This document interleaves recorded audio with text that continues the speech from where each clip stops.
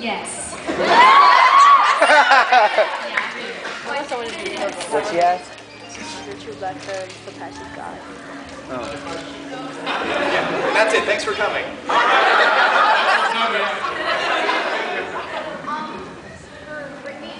What if you ever met a soul in your life?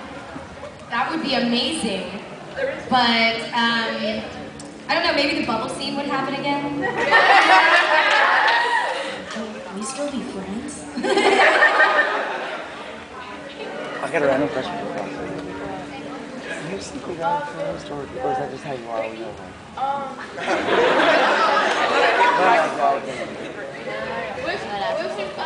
What was your favorite episode? Okay, my favorite lines from in the beginning, whenever he's like looking for She's talking Sid, to Mike. and he's in the graveyard, and he's like, "Is this Sid's grave? We should get some." I was like, "I can just say that? Really? He was like, "Yeah." I was like, "I can say that?" He was like, "Yes." I was like, "Really? Yes." I was so excited.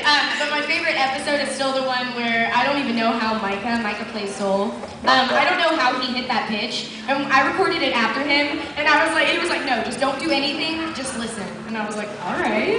And he was like, "Blast off!" How did he do that? Oh my gosh. And then if you hear the Japanese on that, he's like, "Soul."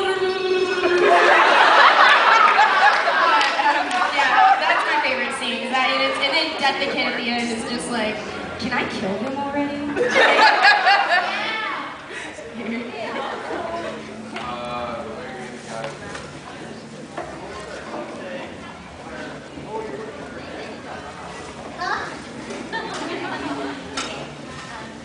Oh, you're looking for Ed? Ooh la la.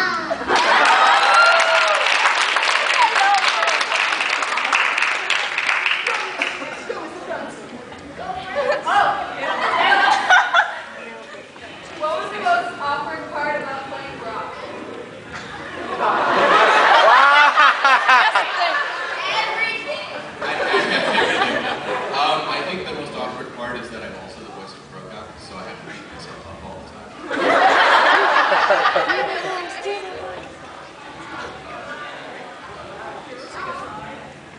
Everything aside. Rock never beats up on Kroka. He's just Kroka's punching bag. He gets really excited about a girl, and then Kroka punches him in the back and knocks him over and drags him over. It's a very one-sided thing. I'm sorry?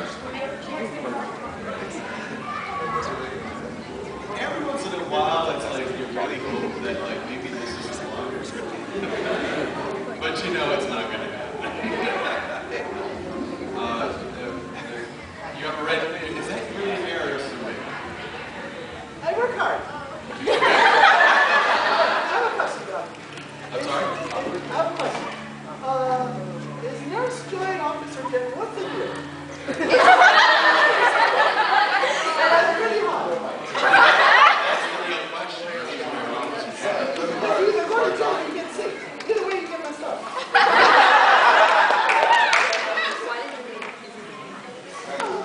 Yeah, where is that creepy like?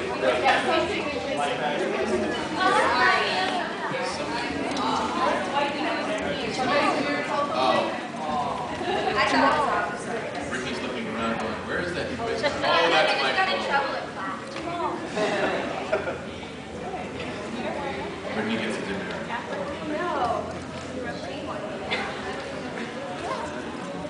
Yes. Yeah, for every single one of you, how you guys got your first gig doing voiceovers? Yeah. Like, what was, how you get, your first over, voiceover? The first voiceover job I ever got was the voice of Betty Boop. And that was my introduction. And it's one of those crazy stories. I was acting and performing all my life, and I took a day job as a receptionist for a post-production house. Post-production is where they edit like commercials. It was a post-production commercial house. And a casting director literally came in, brought in some samples of some of the actors that they were auditioning for to narrate a spot. And I was working as the receptionist, and like part-time, and then I would go out on auditions.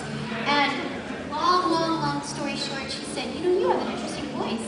And she said, why don't you put together like a demo or something, just, you know, record yourself doing some things, bring it over to my office. So a couple days went by and I hadn't done it. And she called the office and said, you know, I want you to come over, can you come over? And I was like, I could go on my lunch break, you know. And I went over and she said, we're auditioning for the new voice of the group, and I got it. And it was like, that was the beginning of everything. But I had already been performing and acting and doing all of that stuff since I was a kid. So voiceover was just a new venture in the whole scheme of it. You can hear me as Betty. Well, I did a TV show called Betty Boop's Hollywood Mystery, and you could probably look it up. And it was on CBS, and then it went to the Disney Channel of all places. And then I've done a lot of merchandise and dolls, and like I remember doing like a pop-up cookie jar and like toasters and like all kinds of merchandise with the Betty Boop. So I've done that over the years for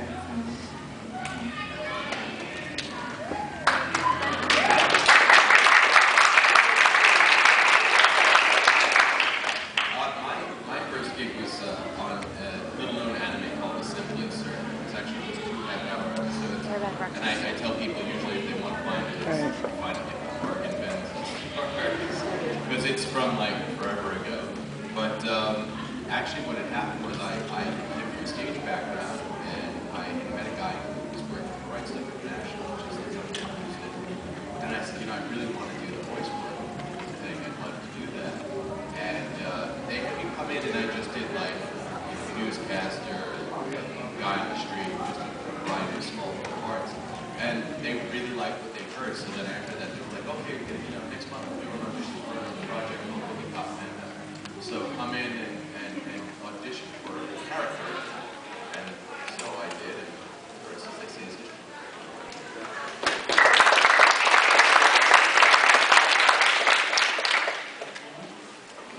I used to do musical theater, a lot of it, and one of the main directors that I worked with a lot in Houston was Christopher Ayers, who's also a voice actor.